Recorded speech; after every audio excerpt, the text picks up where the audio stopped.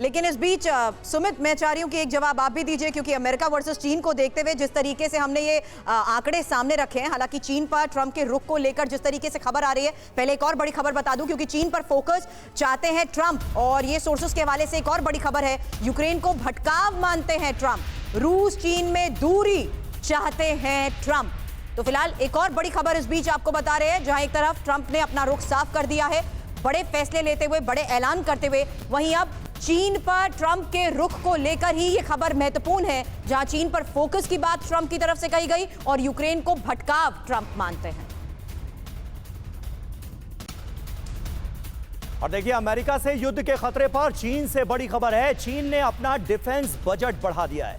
इस साल का रक्षा बजट 7.2% बढ़ाया गया है। 7.2% का इजाफा कर दिया है चीन ने अपने डिफेंस बजट में।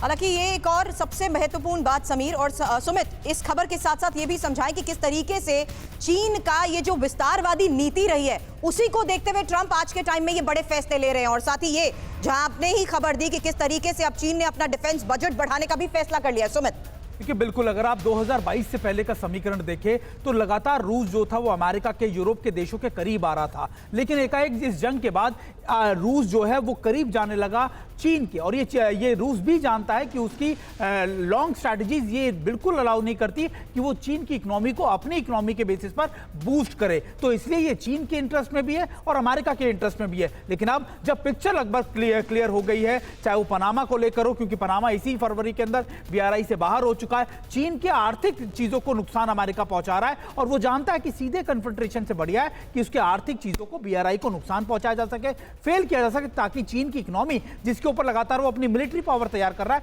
उसको कहीं ना कहीं डेंट पहुंचे। और अभी अगर आप देखेंगे कि लगातार अब अमेरिका की कोशिश होगी कि आर्थिक रूप से चीन को ज्यादा से ज्यादा नुकसान पहुंचाना, और यही वजह है कि चीन भी समझ रहा है कि उसको अब अपने डिफेंस चीजों को ज्यादा मजबूत करना पड़ेगा, क्योंकि ना तो उसके हाथ से अब ताइवान निकलने वाला है, और उसको यह भी लगता है कि फिलीपींस जैसे देश या बाकी देश लगातार अब उसको बहुत जल्दी चैलेंज करना शुरू कर देंगे। ठीक है, बिल्कुल। और देखिए, इस बीच सूत्रों के हवाले से मिली एक अहम खबर के बारे में आपको तफसील से समझा देते हैं। और वो अहम खबर क्या है? असल में माना जाता है कि यूक्रेन जंग खत्म कर अमेरिका चीन पर फोकस चाहता है। मतलब यूक्रेन को एक भटकाव की तरह देखा जा रहा है, और असल जो इरादे हैं वो चीन पर नकेल कसना है।